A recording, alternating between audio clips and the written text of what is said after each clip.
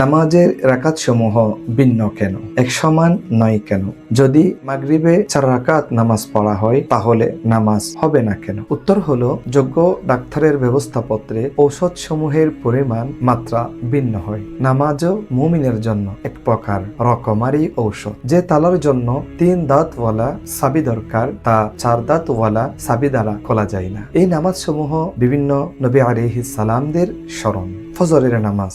হযরতে আদম আলাইহিস সালাম জমিনে অবতরণ করে রাত দেখে হতবাক হয়ে যান। প্রভাত হলে 2 রাকাত শুকরানার নামাজ আদায় করে তা ফজরের নামাজ হিসাবে প্রবর্তিত হয়। ইব্রাহিম আলাইহিস সালাম সন্তান জবেহের বিনিময়ে দুব্বা পান। সন্তানের প্রাণ রক্ষা পাওয়া কোরবানি কবুল হওয়ার উপর 4 রাকাত শুকরানার নামাজ আদায় করেন। এটি জোহরের নামাজ হিসাবে প্রবর্তিত হয়। হযরতে উযাইর আলাইহিস সালাম 16 বছর পর জীবিত হয়ে 4 রাকাত শুকরানার নামাজ আদায় করেন। এটি আসরের নামাজ হিসেবে প্রবর্তিত হয়, কেননা তিনি আসরের মুহূর্তে জীবিত হয়েছিলেন। হযরতে দাউদ আলাইহিস সালাম দীর্ঘদিন অসুস্থতার মধ্যে ছিলেন। আল্লাহ রাব্বুল আলামিনের দরবারে ফরিয়াদ করলেন। আল্লাহ রাব্বুল আলামিন হযরতে দাউদ আলাইহিস সালামের দোয়া কবুল করলেন, সুস্থতা অনুভব করলেন। দোয়া কবুল হওয়ার শুকরিয়ার্থে সূর্যাস্তের পর 4 রাকাতের নিয়ত করেন, কিন্তু 3 রাকাতে দুর্বল হয়ে পড়েন এবং সালাম ফিরিয়ে ফেলেন। আল্লাহ রাব্বুল আলামিনের কাছে